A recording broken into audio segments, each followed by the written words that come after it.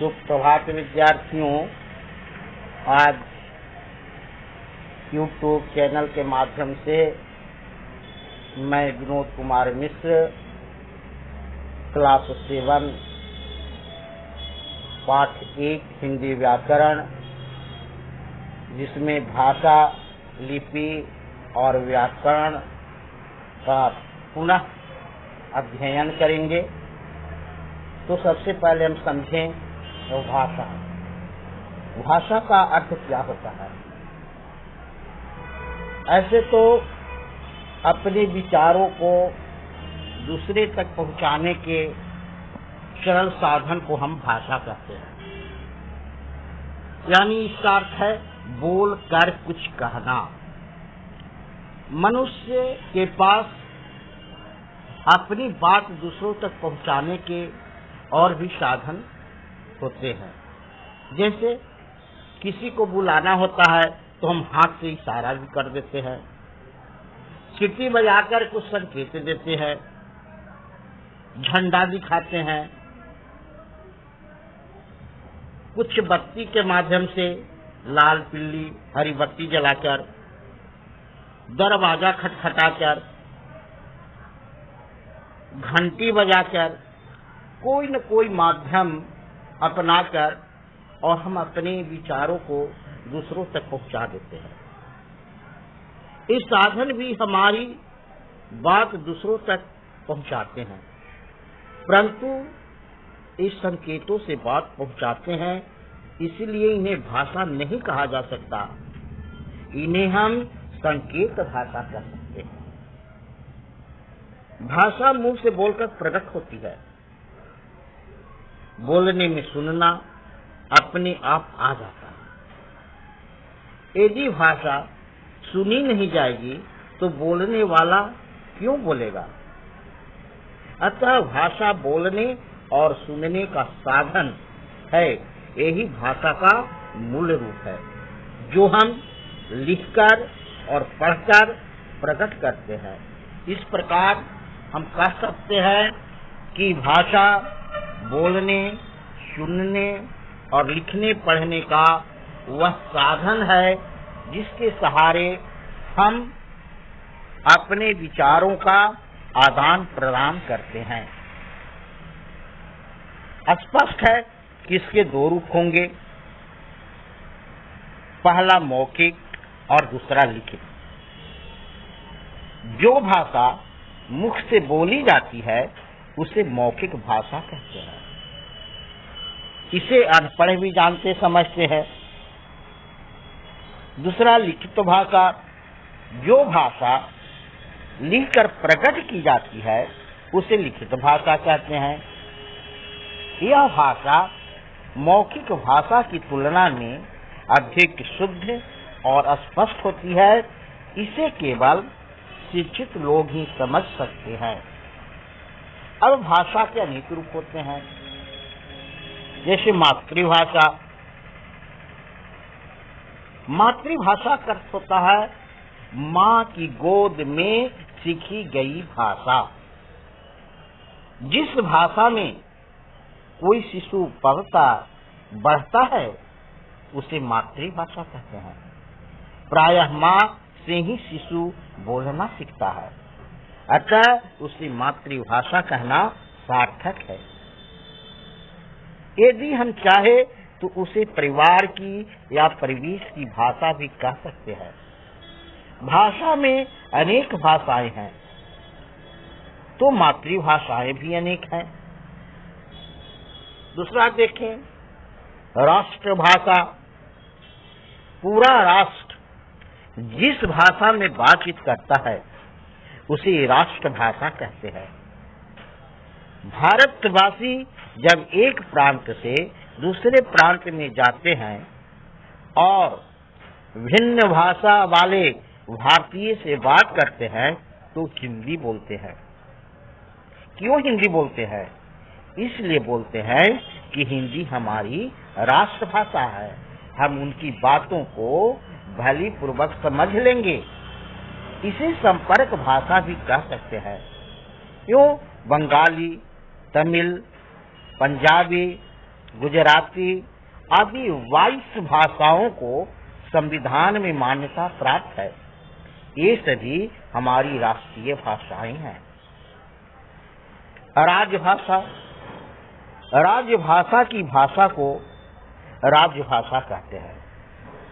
भारत की राजभाषा हिंदी है।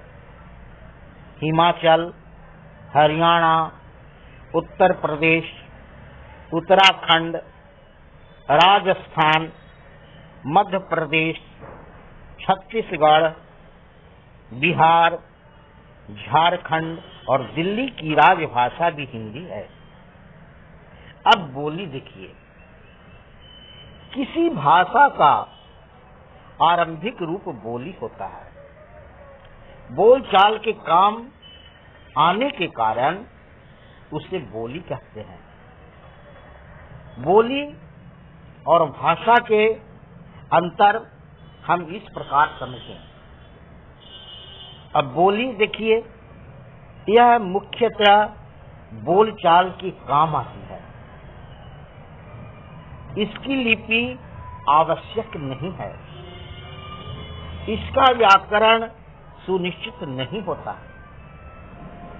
इसमें प्रमाणिक साहित्य नहीं होता, जैसे गढ़वाली, राजस्थानी या बुंदेली के प्रमाणिक ग्रंथ न के समान है। बोली भाषा का आरंभिक रूप है। इसका क्षेत्र बहुत सीमित होता है, जैसे हरियाणवी केवल हरियाणा तक ही सीमित है। बोली को शिक्षा, प्रशासन, जनसंचार और संविधान में मान्यता प्राप्त नहीं होती। लेकिन भाषा यह बोलचाल के साथ साथ प्रमाणिक लेखन के भी काम आती है। इसकी एक लिपि अवश्य होती है। इसका सुनिश्चित व्याकरण होता है। इसका प्रमाणिक साहित्य होता है। निराला, प्रसाद, प्रेमचंद, कबीर, तुलसी हिंदी के प्रमाणिक रचनाकार हैं। भाषा बोली का विकसित, अपरिमार्जित और मानक रूप है। इसका क्षेत्र विस्तृत होता है, जैसे हिंदी भारत में नहीं, भारत के बाहर भी फैल रही है। भाषा शिक्षा, प्रशासन, जनसंचार का साधन होने के साथ साथ संविधान में भी मान्य होती है। अब हम लिपि को देखें। मौखिक भाषा को जिन चिन्हों और अंकों द्वारा लिखा जाता है उन्हें लिपि कहते हैं। प्रत्येक भाषा की एक लिपि होती है। जैसे हिंदी का लिपि देवनागरी है, इसे नागरी लिपि भी कहते हैं। हिंदी के अतिरिक्त संस्कृत, डोगरी, नेपाली, बोडो, मराठी, कोंकणी और संस्थाली भाषाएं भी देवनागरी में लिखी जाती है। अन्य भारतीय भाषाओं को लिपियों के नाम इस प्रकार है।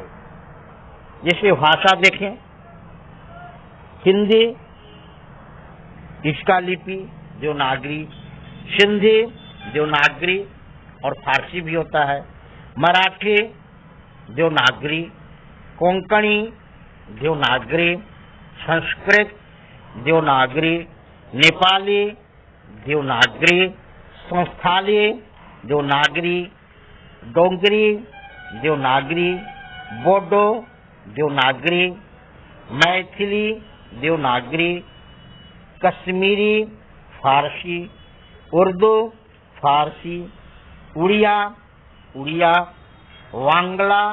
बांग्ला, असमिया, तमिल, तेलुगु, मलयालम, थालू, कन्नड़, मणिपुरी, पंजाबी, गुरमुखी, गुजराती, इसके अतिरिक्त भी विविध भाषाएं हैं। भारत में अनेक भाषाएं बोली जाती है। संविधान में 22 भाषाओं को मान्यता दी गई है। हिंदी भारत में सबसे अधिक बोली जाती है। यह हिमाचल प्रदेश, चंडीगढ़, हरियाणा, दिल्ली, उत्तराखंड, उत्तर प्रदेश, बिहार, झारखंड, मध्य प्रदेश, छत्तीसगढ़ और राजस्थान की राजभाषा है। भारत की राजभाषा में हिंदी है। अन्य प्रांत भी हिंदी समझते हैं। भारतवासी जब अपना प्रांत छोड़कर किसी अन्य प्रांत में जाते हैं तो हिंदी बोलकर ही लोगों से बातचीत करते हैं। इसलिए इसे राष्ट्रभाषा भी कहा जाता है। उर्दू भी भारत के अनेक राज्यों में प्रचलित है। अब हम व्याकरण देखें। अगर हम व्याकरण को संधि करते हैं तो व्याकरण 2 शब्दों से बना है, यानी वी विशेष, आकरण यानी नियमों में बंधी हुई। कह सकते हैं कि भाषा नियमों से बंधी है।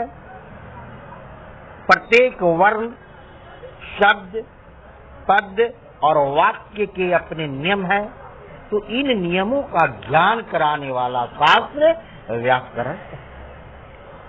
यानी भाषा के नियमों का शास्त्र व्याकरण कहलाता है। या जिस शास्त्र से हमें शुद्ध शुद्ध लिखना, बोलना, पढ़ना आ जाए, उस शास्त्र को हम व्याकरण कहते हैं। व्याकरण के 3 अंग हैं। पहला है वर्ण। वह छोटे से छोटा ध्वनि चिन्ह जिसके टुकड़े नहीं हो सकते, वर्ण कहलाता है। इसके अंतर्गत स्वर और व्यंजन के उच्चारण तथा लेखन पर विचार किया जाता है। दूसरा शब्द। वर्णों के मेल से बने सार्थक और स्वतंत्र समूह को हम शब्द कहते हैं। इसमें संज्ञा, सर्वनाम, पर्यायवाची, विलोम, संधि, समास आदि पर विचार किया जाता है। वाक्य में प्रयुक्त शब्द को पद कहते हैं।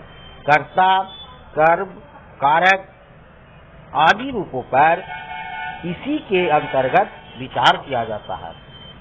और तीसरा वाक्य। एक आशय को प्रकट करने वाला पद समूह वाक्य कहलाता है। यानी शब्दों के सार्थक समूह को हम वाक्य कहते हैं। इसके अंतर्गत वाक्य की रचना, अर्थ, रूपांतर, विराम चिन्ह आदि के नियम आते हैं। तो आप समझ गए होंगे, भाषा बोलकर और लिखकर प्रकट की जाती है। हिंदी भारत की राज्य भाषा है। यह अनेक प्रांतों की भी राजभाषा है। मौखिक भाषा को लिखने का साधन लिपि है और हिंदी की लिपि देवनागरी है। व्याकरण भाषा के नियमों का शास्त्र है। इसी से इसे शब्दानुशासन कहते हैं। धन्यवाद। नेक्स्ट अगले वीडियो में।